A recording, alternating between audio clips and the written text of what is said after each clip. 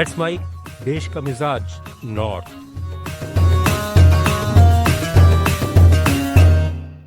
Let's mic देश का मिजाज और खबरें नॉर्थ से।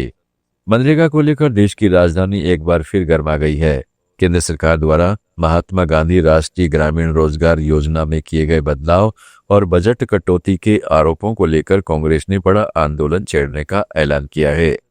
हिमाचल प्रदेश के मुख्यमंत्री सुखविंदर सिंह सुक्खू ने केंद्र सरकार पर हमला बोलते हुए कहा है कि मनरेगा को कमजोर करने की किसी भी कोशिश का कांग्रेस पुरजोर विरोध करेगी।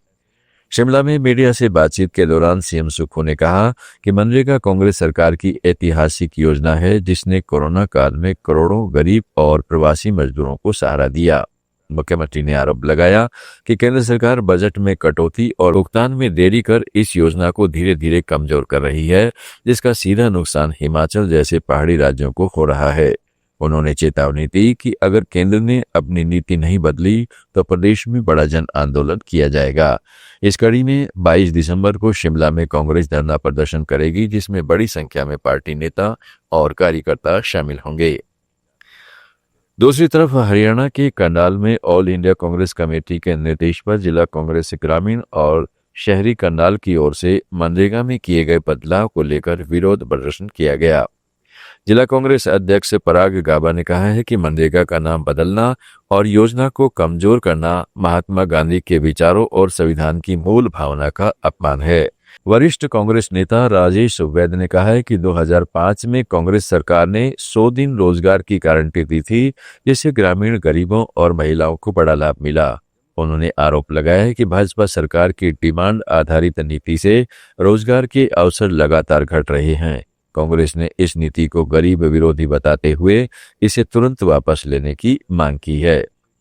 वहीं मनरेगा को खत्म करने और बीबी रामजी बिल पास किए जाने के खिलाफ श्रीनगर में जम्मू कश्मीर कांग्रेस अध्यक्ष तारिक हमीद कर्रा के नेतृत्व में पार्टी कार्यकर्ताओं ने सड़कों पर उतरकर प्रदर्शन किया। प्रदर्शनकारियों ने केंद्र सरकार के खिलाफ नारेबाजी की और फैसले को गरीब विरोधी बताया। तारिक हमीद कर्रा ने कहा कि मनरेगा ग्रामीण गरीबों की रोजगार गारंटी है और इसे खत्म करना आम जनता की आजीविका पर सीधा हमला है। उन्होंने आरोप लगाया कि नया बीबी रामजी बिल लोकतांत्रिक अधिकारों को कमजोर करता है। कांग्रेस ने सरकार से फैसले वापस लेने की मांग की है और चेतावनी दी है कि अगर मांगे नहीं मानी गई तो आंदोलन और तेज किया जाएगा।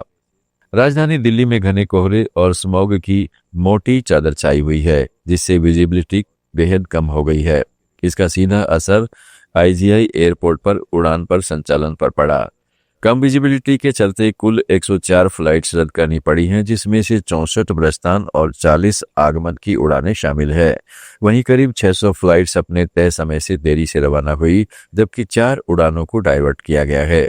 एयर इंडिया और इंडिगो सहित कई एयरलाइंस ने ट्रेवल एडवाइजरी जारी कर यात्रियों से अपील की है कि एयरपोर्ट निकलने से पहले फ्लाइट स्टेटस जरूर चेक कर लें। उधर प्रदूषण का स्तर भी खतरनाक बना हुआ है। दिल्ली के कई इलाकों में AQI 400 के पार पहुंच गया है, जो गंभीर श्रेणी में है। कोहरा और जहरीली हवा मिलकर दिल्ली वासियों की मुश्किलें बढ़ा रही है।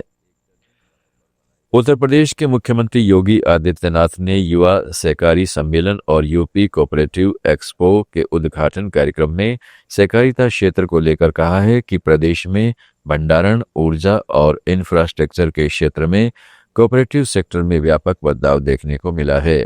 सरकार बहुउद्देशीय प्राथमिक ग्रामीण सहकारी समितियों यानी MPCS को मजबूत करने की दिशा में लगातार काम कर रही है।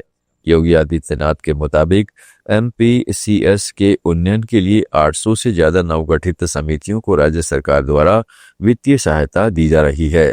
सहकारिता मॉडल के जरिए गांवों में रोजगार के नए अवसर पैदा होंगे और किसानों, युवाओं व ग्रामीण अर्थव्यवस्था को सीधा लाभ मिलेगा।